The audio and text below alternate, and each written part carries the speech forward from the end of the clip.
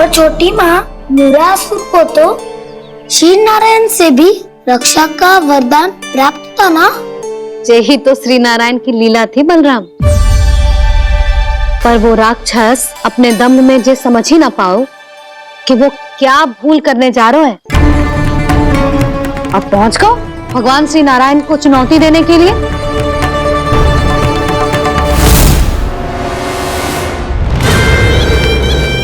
वहीं ठहर जाओ असुर राजमोरा।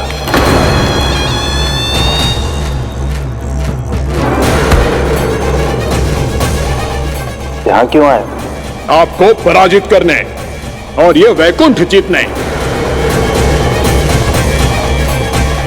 ताकि मैं यमलोक का स्वामी बन सकूं। फिर आओ युद्ध भूमि में मेरा सामना करो।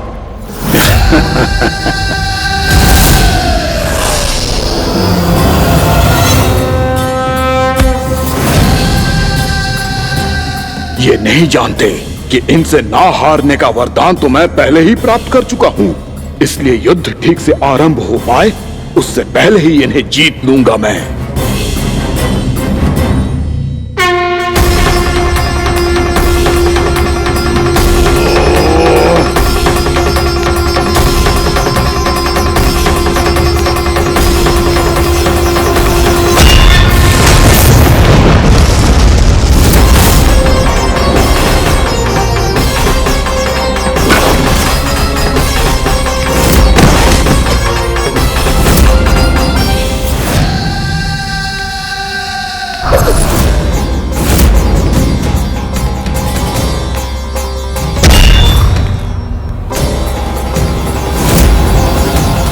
और इस प्रकार ये युद्ध वर्षों वर्षों तक चलता रहो।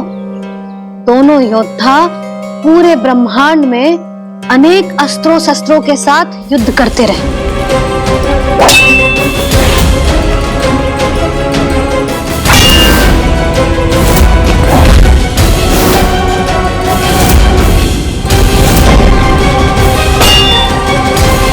फिर क्या हुआ मैया?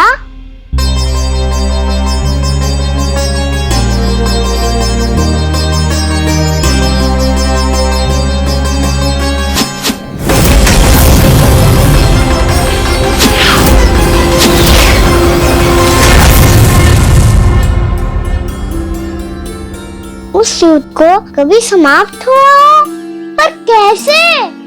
शीघ्र ही वो राक्षस थक गओ लल्ला।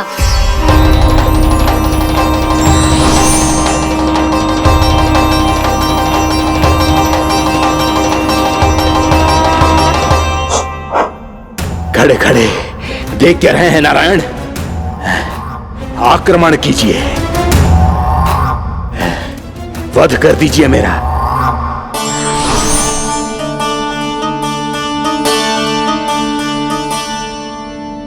मैं तुम्हारी वीरता से प्रभावित हूं,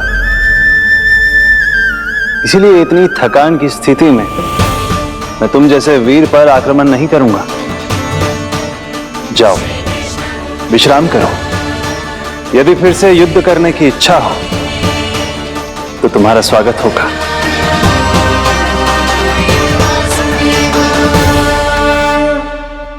जे कह के श्री नारायण बद्रिका आश्रम चले गए और वहां हिमवत नाम की एक कंदरा में ध्यान लगा के बैठ गए। उधर वो राक्षस विश्राम करने लगो।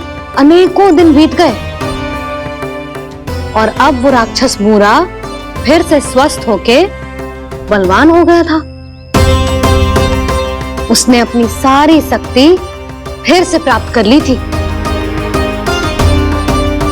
श्री नारायण ने उस पर दया करी थी, पर वो फिर से श्री नारायण को छलने को तैयार होगा।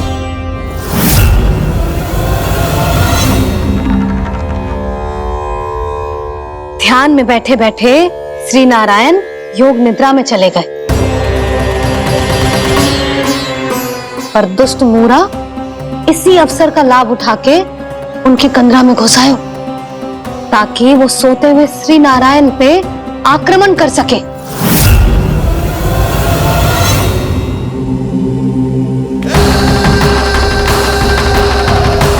आज इस लंबे युद्ध को जीतकर अपने इस अंतिम शत्रु का भी अंत कर दूंगा मैं।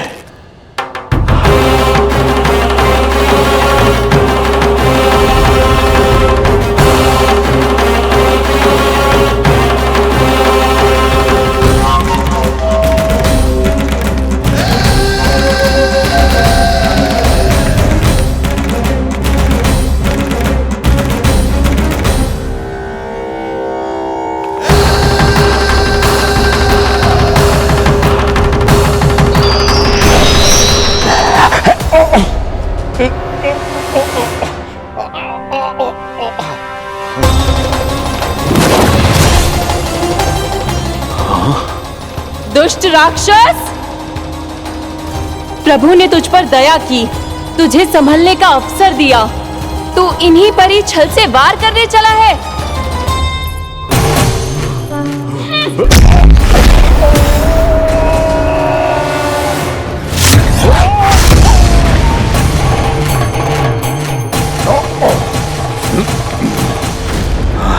मैं अजय हूं, मुझे कोई पराजित नहीं कर सकता। ब्रह्मा का वरदान है मुझे। तूने नारायण से अपराजय होने का वरदान मांगा था मूर्ख, उनकी शक्ति से नहीं। ध्यान से देख, मैं तेरी मृत्यु हूं, मृत्यु।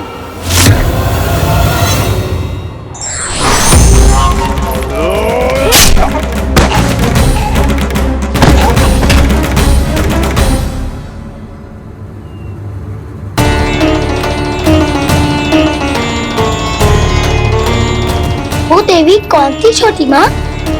और कौन बलराम, वही तो थी देवी एकादशी।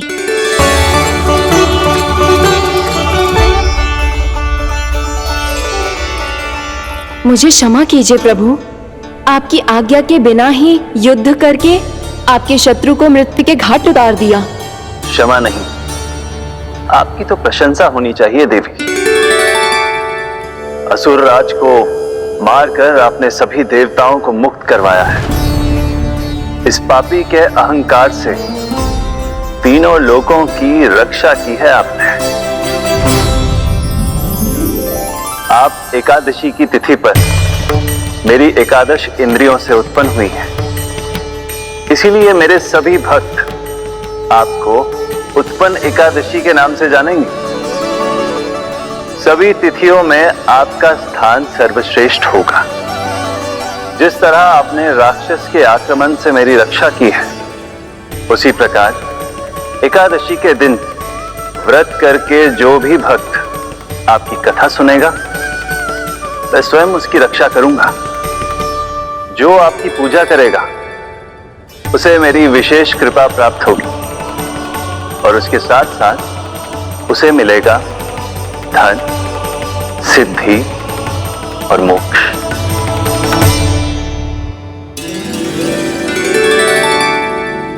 इसीलिए आज के दिन व्रत रखने का बहुत अधिक महत्व होता है। बोलो एकादशी मैया की जय। बोलो श्री नारायण भगवान की जय।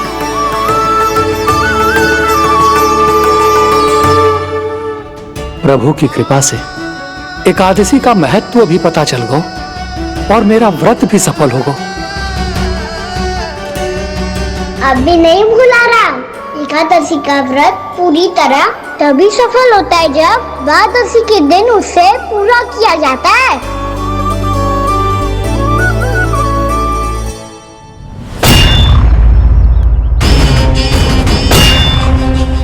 आवश्यक है आपको यह आभास होना कि उस विष्णु अवतार को पराजित करने के लिए आपके साधारण योद्धाओं में वो सामर्थ्य नहीं है। वो विष्णु अवतार कुछ अधिक ही असाधारण है।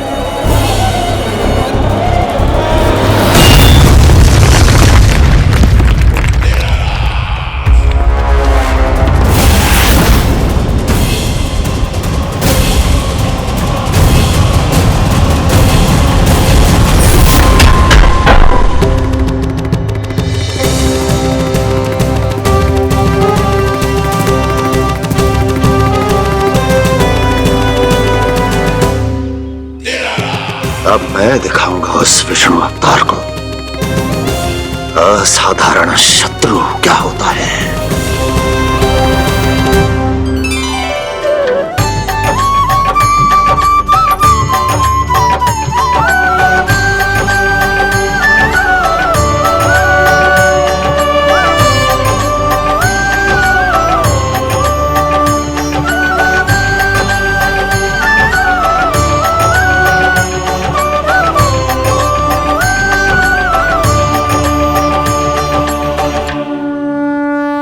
मामा अधीर हो रहे हैं, पर मैया ने मुझे अभी तक बाहर जाने की आज्ञा नहीं दी है। अभी उन्हें किसी और राक्षस को यहाँ भेजने से रोकने के लिए मुझे ही कुछ करना होगा।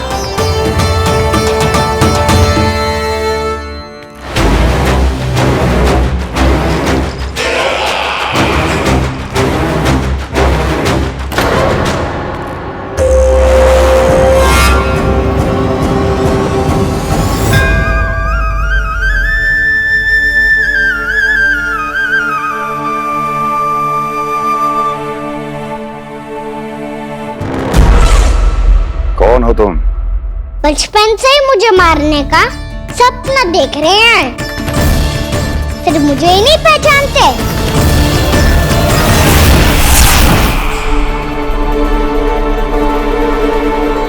बचपन से विष्णु अवतार। कोई गाना बुलाता है तो कोई मुरलीधर पुकारता है, कोई माखन चोर कहता है, कोई कहता है चिच्चोर। पर विष्णु अवतार इस नाम से तो बस आप ही मुझे बुलाते हो मामा जी। इतना साहस, ये तो यहाँ आ गया है।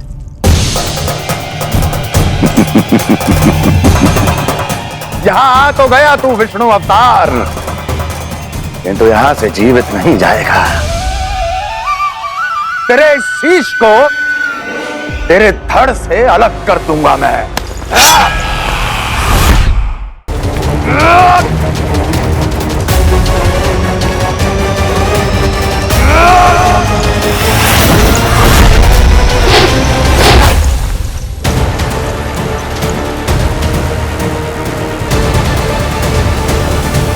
वहाँ कहाँ देख रहा हूँ मामा जी?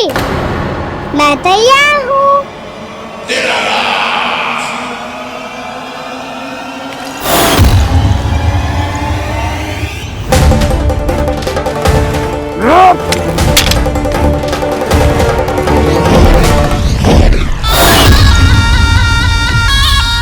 मामा जी, आप सदैव इसी तरह क्रोध में रहते हो क्या?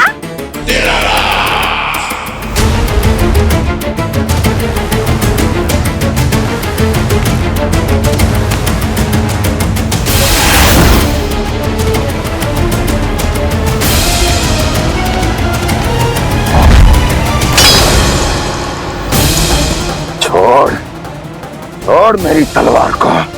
छोड़ो तो तब जब पकड़ा हूँ।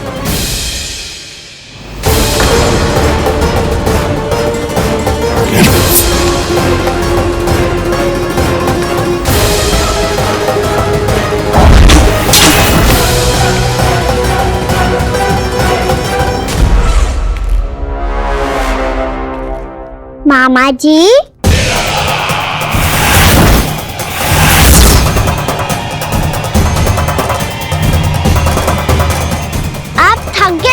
थोड़ा विश्राम कर लो। आपका तो पता नहीं, मैं अवश्य थक गया हूँ।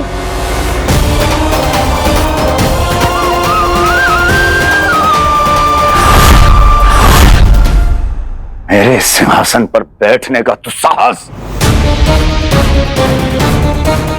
अभी तो बस अभ्यास कर रहा था मामा जी। भविष्य में मुझे तो बैठना है यहाँ। आपने बल प्रयोग करके से अपने पिताजी से छीना था, मैं आज से छीन लूंगा। जो छल और बल से लिया जाए वो अधिक समय तक टिकता नहीं है मामा जी।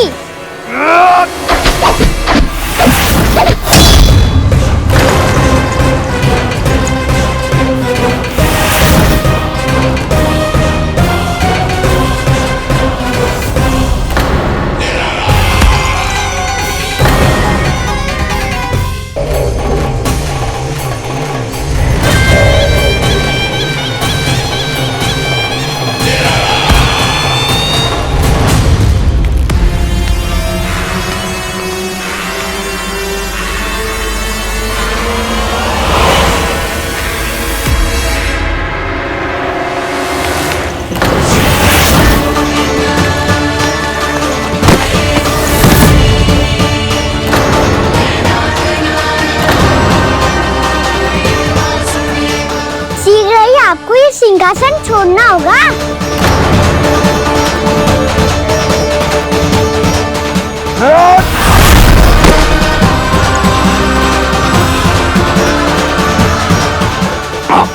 वो मेरा सिंहासन छीनना चाहता। वो आ रहा है, वो आ रहा है। सैनिकों! दुर्जन, बंद कर दो सभी द्वार और झरों के, सबके सब। इसकी हर संभावना पर इतना कड़ा पहरा बिठा दो कि ना तो कोई महल के भीतर आ सके, ना कोई बाहर जा सके। मुझे महल की चप्पे चप्पे की सूचना चाहिए। जाओ।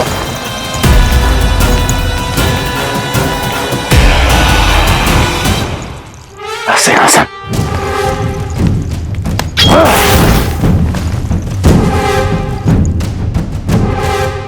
अब आ, दुष्ट मायावी, ए छलिया विष्णु अवतार, मैं कंस तेरी प्रतीक्षा कर रहा हूँ।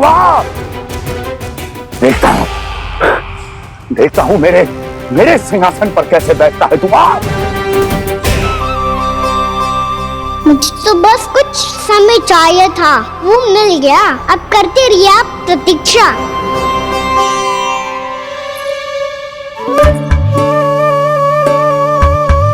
जी अपने आप से बातें क्यों कर रहे हो जी?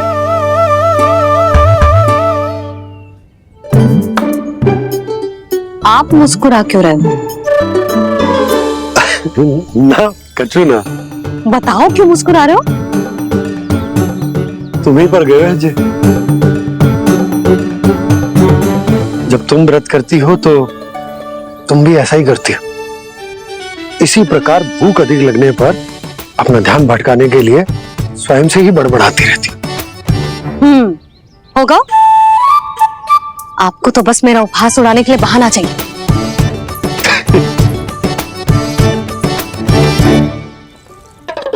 लल्ला, भूख लगी है? ना मैया, व्रत करे तो भूख कैसे लगेगी?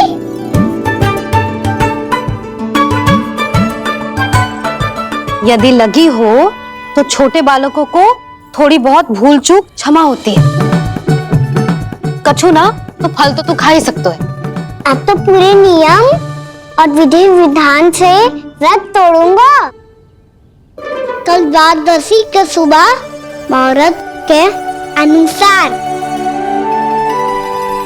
ठीक।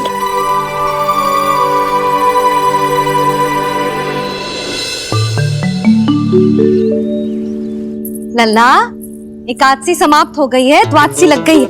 अब तू व्रत तोड़ सकते है। भोजन कर ले। ले।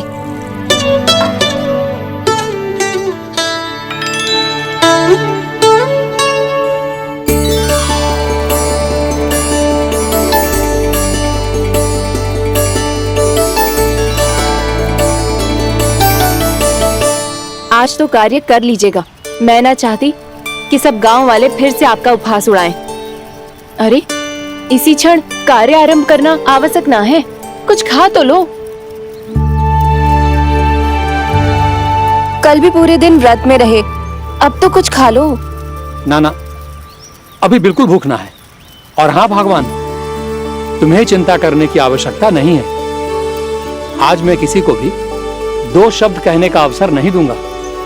अरे, कुछ खाओगे पियोगे नहीं तो कैसे रहोगे?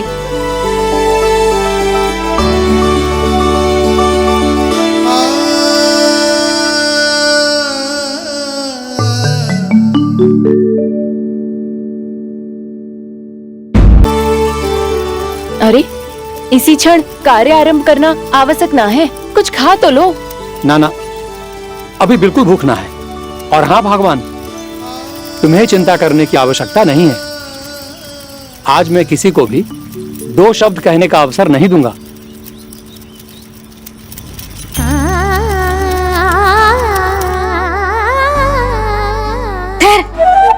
मैं तेरे लिए मट्ठा लेके आती हूँ। व्रत के बाद पीने से पेट ठंडा रहता है। रुक।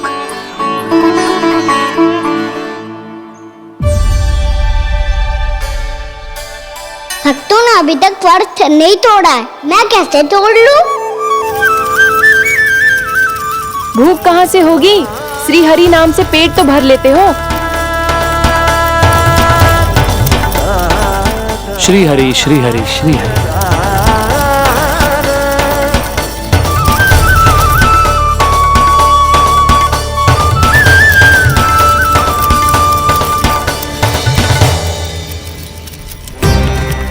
हरि हरि प्रभु हरि, हरि हरि प्रभु हरि, हरि हरि प्रभु हरि, हरि हरि प्रभु हरि। कल से अन्न का एक दाना ना गो है पेट में। अब क्या व्रत तुलवाने भी आपके प्रभु ही आएंगे? अब क्या व्रत तुलवाने भी आपके प्रभु ही आएंगे? मैया,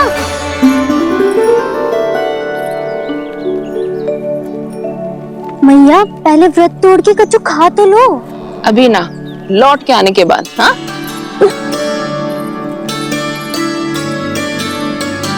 बलराम, ठहरो पुत्र, पहले कुछ खा लो। व्रत तोड़ना आवश्यक होता है। मैया ने एकादशी का महत्व बताया। लगता है मुझे सबको द्वादशी पर व्रत तोड़ने समाप्त करने का महत्व बताना होगा। हरि हरि हरि हरि हरि, मेरे हरि।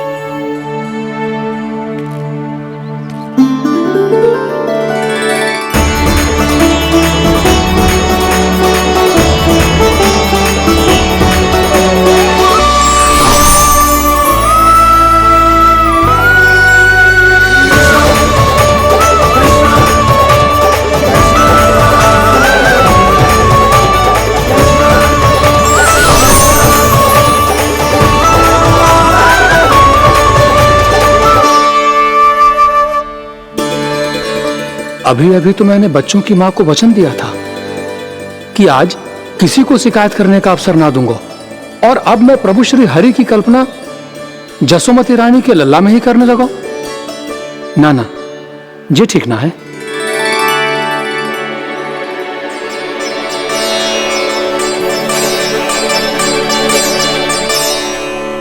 ठीक ही तो है, बिल्कुल सही पहचाना है आपने।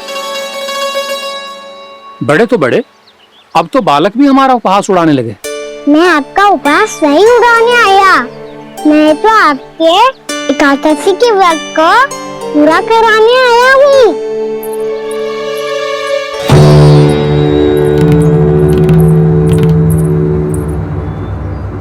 कान्हा,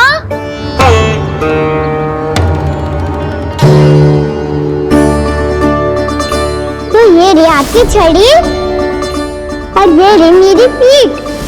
सेक बिना पापड़ तोड़। आज तो इसकी पीठ सेक के रहूंगी मैं। मैया घर पे भूखी मुझे ढूंढ रही होगी। लो, आज द्वादशी के दिन पहले प्रहर में भोजन करके अपना एकादशी का व्रत पूरा करो आप। धन्यवाद राजकुमार, पर अभी हमें भूख नहीं है। बहुत सारा काम पड़ा है, और अभी थोड़ी ही देर में शंकरी बहन भी अपनी मटकी लेने आती होंगी।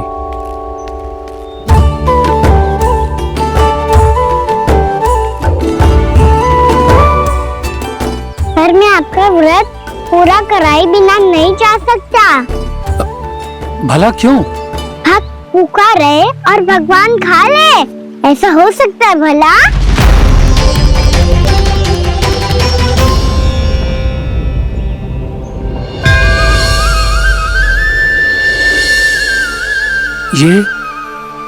ये कैसा भ्रम हो रहा है मुझे लगता है अपना काम करना चाहिए।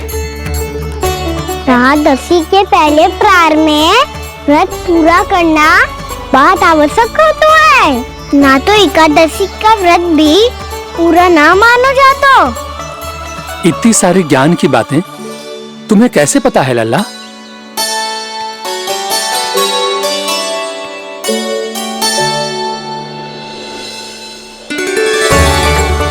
जैसे एकादशी की कथा होती है, वैसे द्वादशी की महिमा भी एक बहुत महत्वपूर्ण कथा है।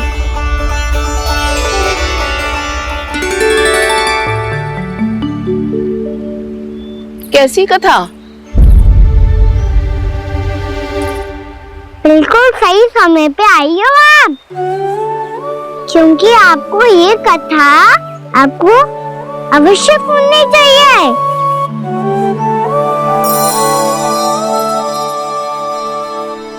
मुझे क्यों? पहले सुन तो लिया, फिर स्वयं ही पता चल जाएगा। बहुत समय पहले एक राजा हुआ करते थे, राजा अम्बरीश। भगवान श्री हरि के बहुत बड़े भक्त थे। ओम नमो नारायणाय। ओम नमो नारायणाय।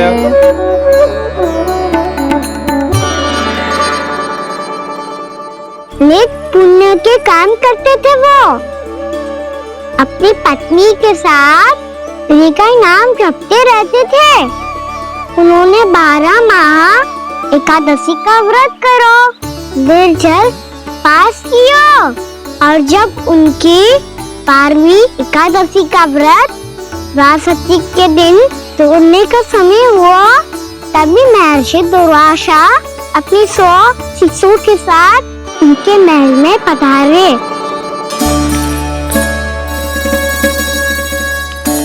प्रणाम स्वीकार करें महर्षि। आप जैसे महान ऋषि मेरे राज्यसभा में आए, वो भी ऐसे अवसर पर जब मैं और मेरी पत्नी निरंतर 12 एकादशियों के बाद अंतिम एकादशी का व्रत तोड़ेंगे। इससे बड़े सौभाग्य की क्या बात हो सकती है हमारे लिए। आज आपके साथ साथ मेरा और मेरे शिष्यों का एकादशी व्रत भी पूरा होगा। संभव है प्रभु की इच्छा यही हो कि हम सब अपना व्रत एक साथ तोड़ें। ये तो अत्यधिक प्रसन्नता की बात है महर्षि। तो फिर ठीक है, हम सब यात्रा से थके हैं। व्रत तोड़ने से पहले हम स्नान करना चाहते हैं। जैसी आपकी इच्छा महर्षि। जब तक आप लोग लौटेंगे तब तक आपके सारे प्रबंध यहाँ हो चुके होंगे।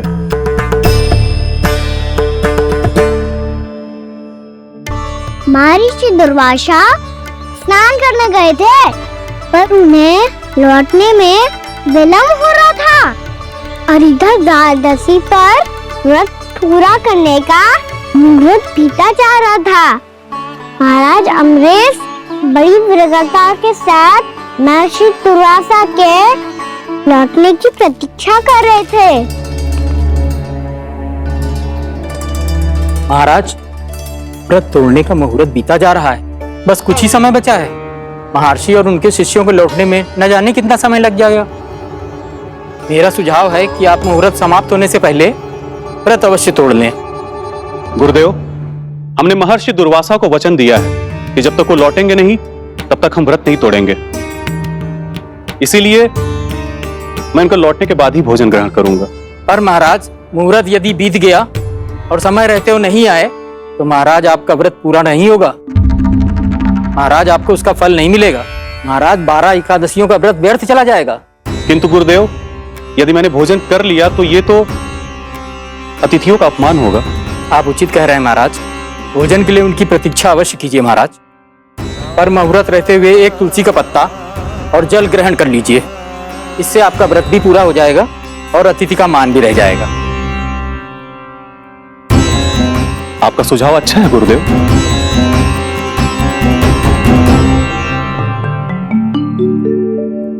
जैसे ही महाराज ने तुलसी का पत्ता खाया, वैसे ही महर्षि दुर्वासा लौट आए। महाराज,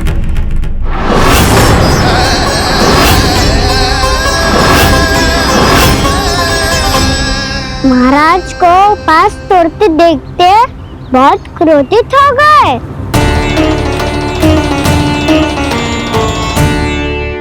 बहुत बड़े भक्त हैं आप, परंतु आप ये नहीं जानते अपने अतिथियों के साथ कैसा व्यवहार करना चाहिए। आपने हमें साथ भोजन करने का वचन दिया था, पर अपना व्रत क्यों तोड़ा आपने? महर्षि, मैंने भोजन नहीं ग्रहण किया। कहीं मुहूर्त न निकल जाए, इस कारण मैंने एक तुलसी का पत्ता ग्रहण कर लिया।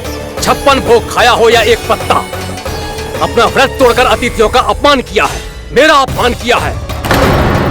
अब आपको दंड भोगना होगा ताकि आप सीख पाएं कि अतिथियों के साथ कैसा व्यवहार होना चाहिए। महर्षि, आप जो भी दंड मुझे देंगे मुझे स्वीकार है, किंतु आप क्रोधित मत होइए। क्रोध का कारण आपने दिया है महाराज।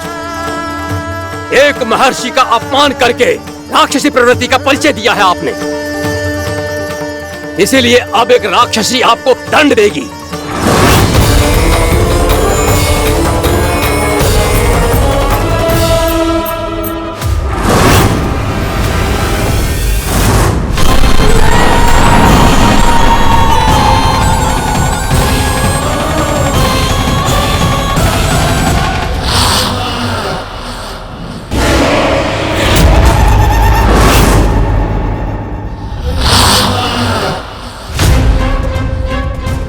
हे प्रभु, यदि मैंने सच में महर्षि का अपमान करने की भूल की हो तो मैं उसका परिणाम भोगने के लिए प्रस्तुत हूं। ओम नमो नारायणाय, ओम नमो नारायणाय नमः।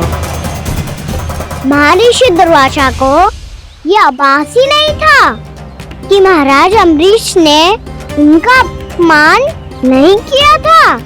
फिर भी उसे अपमान मान के वो श्री नारायण के भक्त पे संदेह कर रहे थे। मैंने भी तो भोला राम की भक्ति पे संदेह किया था।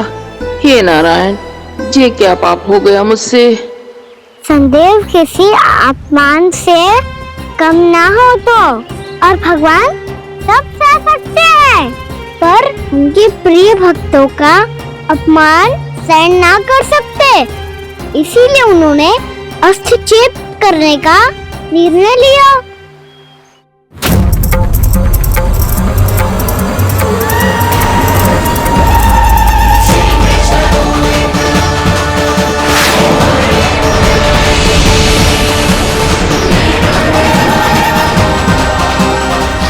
ओम नमो नारायणाय।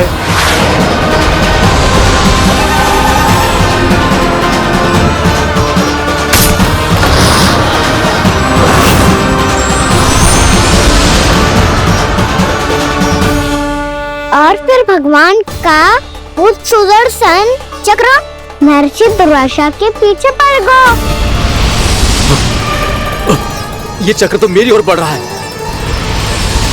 ओम नमो नारायणाय। ये कैसे संभव हो सकता है? कोई रोको इसे, कोई रोको इसे।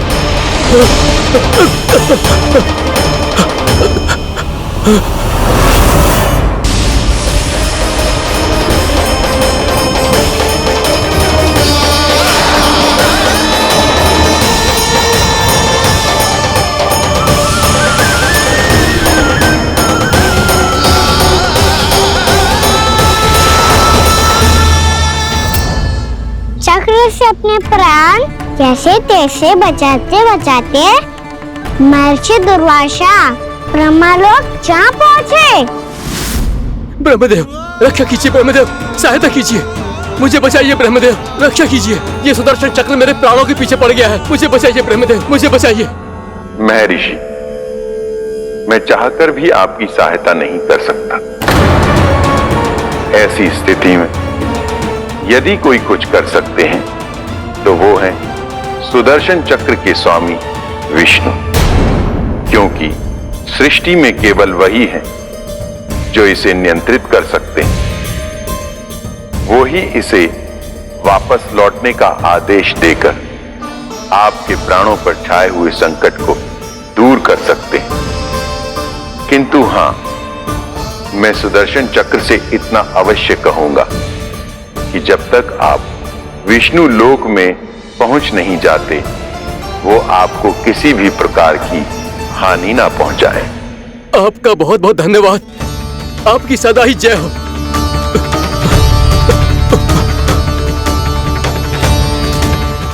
फिर क्या था? भागते भागते महर्षि दुर्वासा सीधे भगवान श्री हरि के शरण में बैकुंठ पहुंच गए। त्राहिमाम प्रभु, त्राहिमाम, मुझे बचाइए। मेरी सहायता कीजिए प्रभु, मेरी सहायता कीजिए। मैं आपके इस चक्र और ऊर्जा से नहीं भाग सकता प्रभु। कृपया करके अपने सुदर्शन को रोकिए, इसे वापस लीजिए प्रभु। यह असंभव है महर्षि। एक बार सुदर्शन चक्र मेरे हाथों से छूट जाए तो अपना उद्देश्य पूरा किए बिना, मेरे भक्तों की रक्षा किए बिना वापस नहीं लौटता। कोई तो उपाय होगा प्रभु, कृपया करके मेरे प्राण बचाइए प्रभु। मैं सुदर्शन की ऊर्जा से जलकर भस्म नहीं होना चाहता प्रभु। आप जो कहेंगे मैं करूंगा प्रभु। मेरी सहायता कीजिए प्रभु, मेरी सहायता कीजिए। उपाय है, किंतु मुझे नहीं लगता कि आप वो कर पाएंगे। मैं अवश्य करूंगा। मैं अपनी प्राण रक्षा के लिए कुछ भी करूंगा प्रभु। आपने मेरे भक्त राजा अम्बरीश को भक्ति का कर्तव्य निभाने के लिए अपमानित और दंडित किया है महर्षि, पर भक्त की रक्षा करना भगवान का कर्तव्य है। इसलिए यदि आप भक्त राजा अम्बरीश के पास जाकर क्षमा याचना करें और यदि वो आपको क्षमा कर दे तो ही ये चक्र आपके प्राण लिए बिना लौट सकता है। अन्यथा आप तो जानते हैं महर्षि, मेरे भक्त का अपमान मेरा अपमान। भक्त का अपमान भगवान के अपमान से कम ना हो तो है। महर्षि दुर्वासा को भी ये बात समझ आई और फिर उन्होंने महाराज अम्बरीश से क्षमा याचना की। महाराज महाराज महाराज महाराज महाराज, मुझे क्षमा करें महाराज। मुझसे बहुत बड़ी भूल हो गई महाराज, मुझसे बहुत बड़ी भूल हो गई महाराज। महर्षि, आप हमारे चरण छुए ये उचित नहीं। महाराज महाराज अम्बरीश, आप नारायण के सच्चे भक्त हैं। मैंने आपको अपमानित किया, दंडित करने का प्रयास किया महाराज। इस अपराध के लिए मुझे क्षमा कीजिए महाराज और इस सुदर्शन चक्र से मेरे प्राण बचाइए महाराज।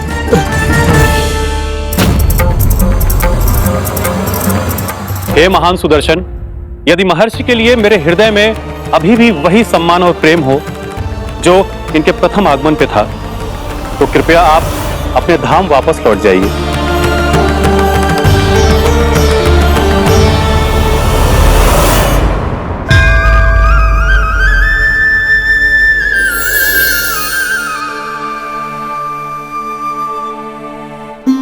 आपका बहुत बहुत धन्यवाद महाराज अम्बरीश।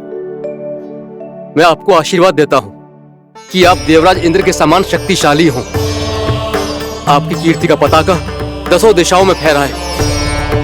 मेरी बस एक ही इच्छा है महर्षि कि मैं आपके साथ अपना उपवास तोड़ सकूं।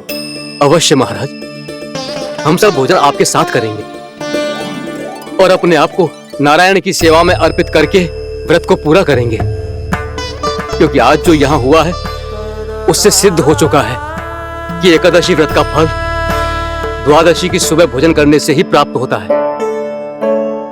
इस कथा से हमें पता चलता है कि सभी को द्वादशी के सुबह भर पेट भोजन करके एकादशी का व्रत पूरा करना चाहिए। और दूसरी बात, भगवान की सच्ची भक्ति अपमान कभी ना करना चाहिए। उनके साथ सदैव प्रेम से व्यवहार करना चाहिए। यही भगवान को सबसे अधिक प्रिय है। भैया भोला राम, मैंने भी श्री हरि पे तुम्हारे विश्वास का उपहास उड़ाया था, मुझे क्षमा कर दो। ना ना, आप क्षमा मांगकर मुझे लज्जित मत करो। आप तो मेरी बहन जैसी हैं। जब महर्षि दुर्वासा जैसे महान ऋषि को भी प्रभु के भक्त से क्षमा मांगनी पड़ी, तो मैं तो बहुत ही तुच्छ हूँ। मुझे आपकी किसी भी बात का बुरा ना लगा। पर पता है प्रभु को कौन सी बात सब बुला रखता है? कौन सी बात? जब उनका भक्त भूखा रहे, हमें भी अपना व्रत पूरा ना करे।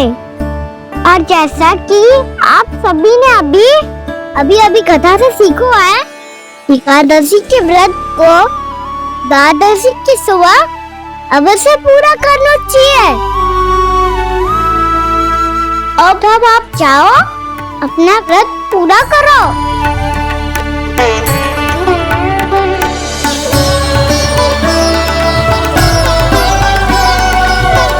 मैं आपके लिए जल लेके आती हूँ।